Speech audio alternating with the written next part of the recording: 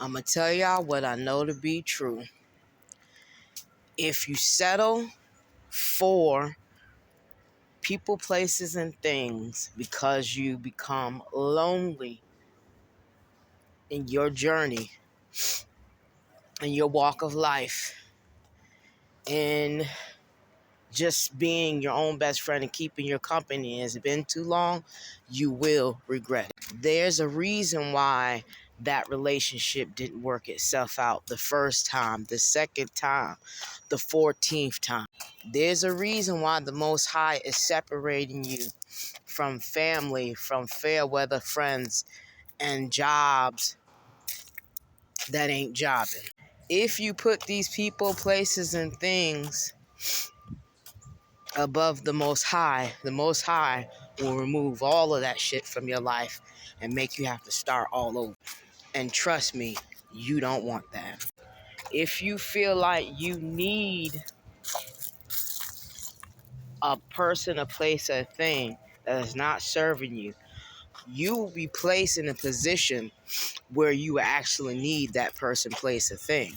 And because that person, place, a thing was never true to you, had no good intentions for you, the Most High will let that person, place, a thing misuse you, mistreat you, and show you exactly who they are.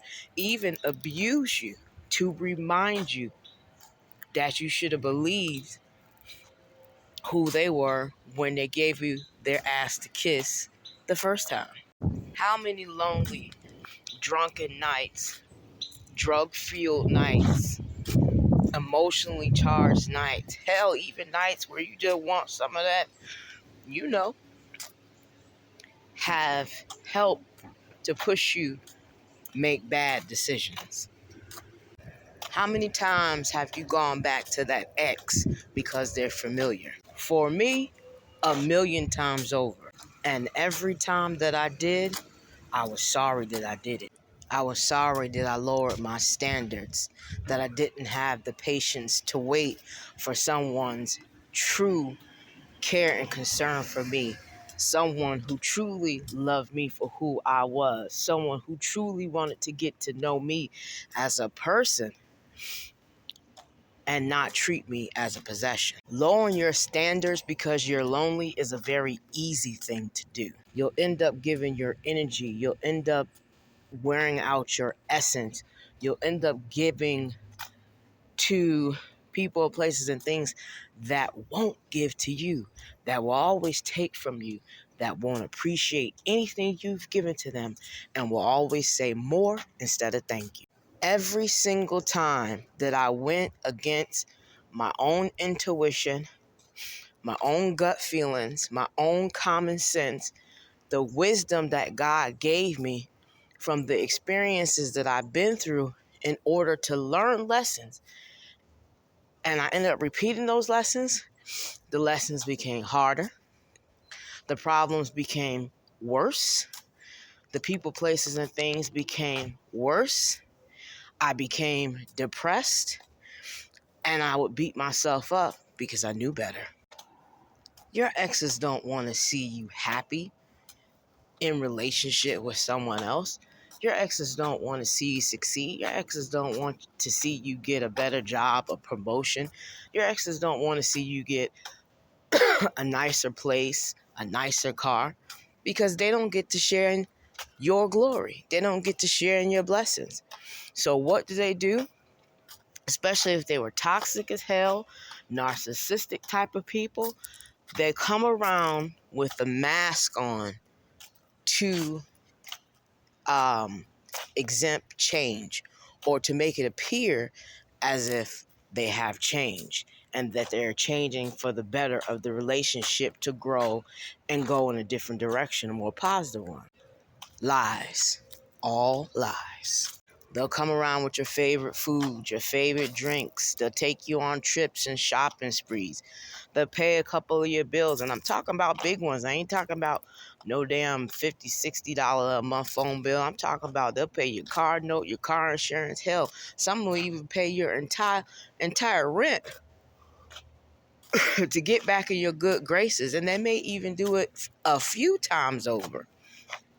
He'll trick you in believing that they're coming around to do the right thing. They'll say we need to get back together and put our income together because it will save us more money and give us financial freedom to do more things.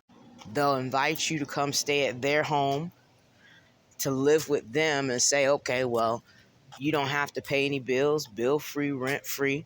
You just have to, keep the house clean, cook, and basically be my essence whenever I shall desire it. You know what I'm talking about.